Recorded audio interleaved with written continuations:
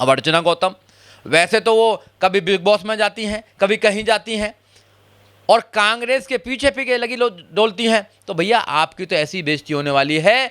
आप जब दूसरे अपने घर में अपनी झोपड़ी में आग लगाकर दूसरों के महलों में जाएंगे तो वो कब कान पकड़ के तुम्हें निकाल देगा उसका कोई पता नहीं है।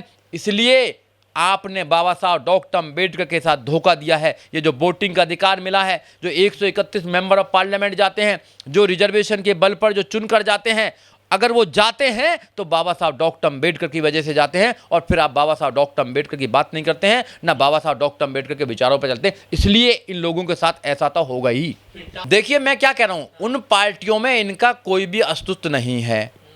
ये लोग घोड़ा पे बैठना चाहते हैं और घोड़े के चक्कर में घोड़े के पीछे भाग रहे हैं, पीछे भाग रहे हैं, पीछे भाग रहे हैं। घोड़ा तो इनको बैठा नहीं रहा और ये घोड़े की पूंछ पकड़ लेते हैं। जब घोड़े की पूंछ पकड़ते हैं तो घोड़ा दुलत्ती मारता है, इनका मुंह तोड़ता है, कान तोड़ता है, आंख तोड़ता है, दांत तोड़ता है और बेचारा परेशान होता है। हम जैसे लोग बहुजन समाज पार्टी के लोग कहते हैं पूंछ छोड़ दे, पूंछ छोड़ दे, क्यों जा रहा, क्यों बेइज्जती करवा रहा है, क्यों मुंह तोड़वा रहा है, क्यों दांत तोड़वा रहा है।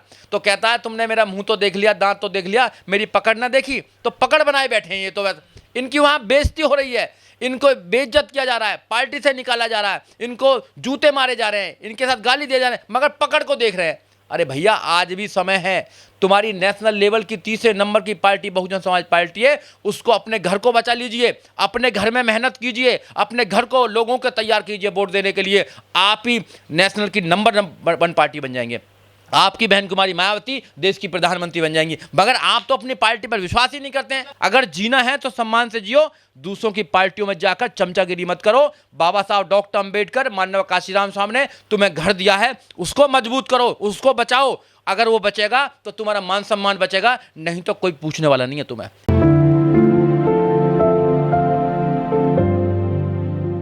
देखिए जो डायलॉग है लड़की हूं लड़ सकती हूं, ये प्रियंका गांधी पर सूट नहीं करता है। ये देश में एकमात्र नेता बहन कुमारी मायावती हैं जिन पर ये जो डायलॉग है शूट करता है।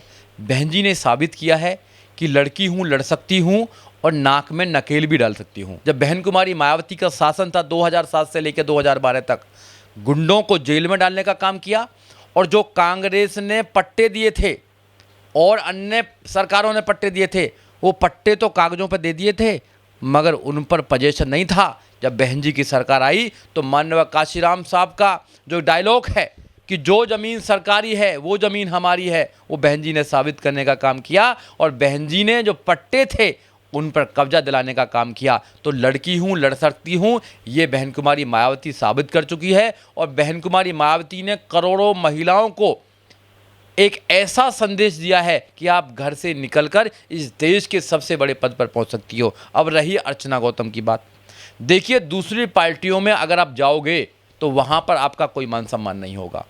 माननीय काशीराम साहब कहते हैं कि दूसरी पार्टियों में आप एक पूंछ की तरह हो, लंबी तो हो सकती हो मगर ताकतवर नहीं हो सकती हो।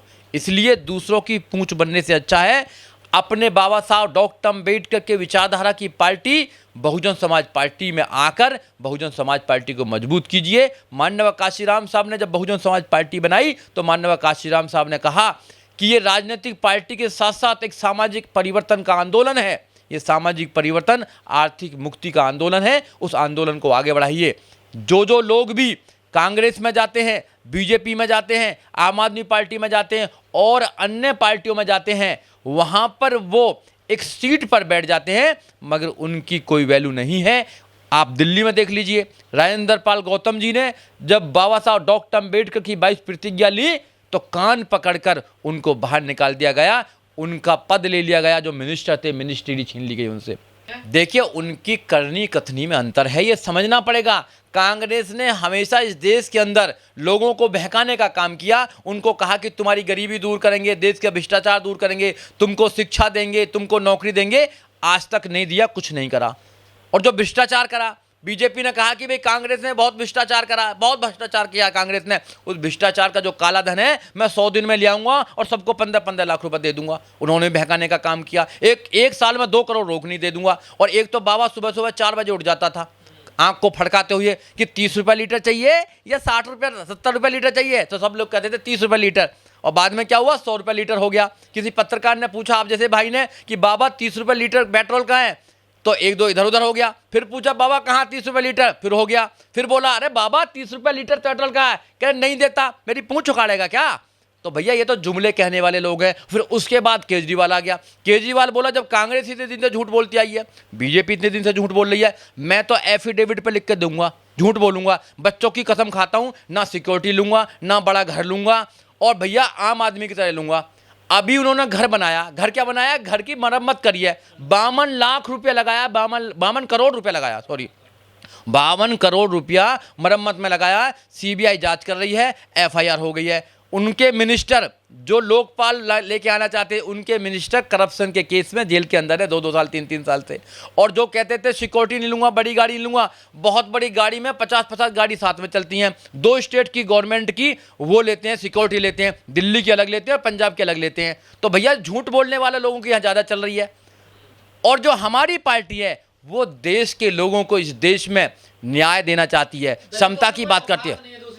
कुछ औकात नहीं है, कोई वैल्यू नहीं है। जब देश में वैल्यू नहीं है, उनके लोग गांवों में मारते हैं, शहरों में मारते हैं, फिर भी उनके लोगों को हम नेता बनाना चाहते हैं, उनको हम प्रधानमंत्री बनाना चाहते हैं, उनको हम भैया मुख्यमंत्री बनाना चाहते हैं। अरे तुम्हारी बुद्धि पे कैसे, क्या हो गया तुम्हारी बुद्धि को। बाबा साहब ने इसलिए वोटिंग का अधिकार दिया था, अपने 4-4 बच्चों को, 4-4 बच्चों की कुर्बानी दी बाबा साहब डॉक्टर अंबेडकर ने वोटिंग के अधिकार के लिए।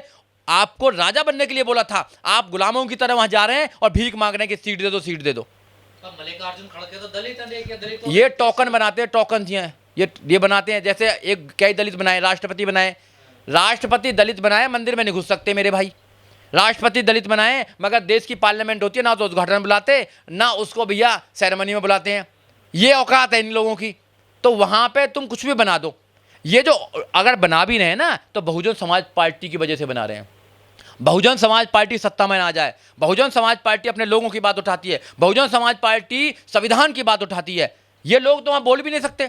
जितने भी लोग हैं, अर्चना जैसे लोग हैं या और जो लोग हैं, ये लोग तो वहां गुलामों की तरह हैं। अरे तुम वहां अपनी बेइज्जती कराने जाते क्यों हो, क्यों जाते हो बताइए रे। तुम्हारे साथ में ऐसा व्यवहार नहीं होगा तो किसके साथ व्यवहार होगा। तुम्हारे साथ ऐसे ही व्यवहार होना चाहिए, क्योंकि तुमने बाबा साहब को धोखा दिया, तुमने ज्योतिबा फुले साहब को धोखा दिया, तुमने माननीय काशीराम साहब को धोखा दिया। जिन इंसानों ने अपना पूरा जीवन तुम्हारे लिए दे दिया, एक रास्ता बना दिया, घर दिया, उस घर में तो तुम्हें अच्छा लगता नहीं है, दूसरे घरों में बेइज्जती कराने जाओगे, तो इसका भैया हम क्या कर सकते हैं बताइए ना आप लोग। तो मैं तो आपके चैनल के माध्यम से अपने समाज के नौजवानों को कहना चाहता हूं, अगर जीना है तो सम्मान से जियो, अगर जीना है तो सम्मान से जियो, दूसरों की पार्टियों में जाकर चमचागिरी मत करो। बाबा साहब डॉक्टर अंबेडकर, माननीय काशीराम साहब ने तुम्हें घर दिया है, उसको मजबूत करो, उसको बचाओ। अगर वो बचेगा तो तुम्हारा मान सम्मान बचेगा, नहीं तो कोई पूछने वाला नहीं है तुम्हें। ऐसे ही बेइज्जती होगी, ऐसे ही मारा जाएगा तुम्हारे साथ।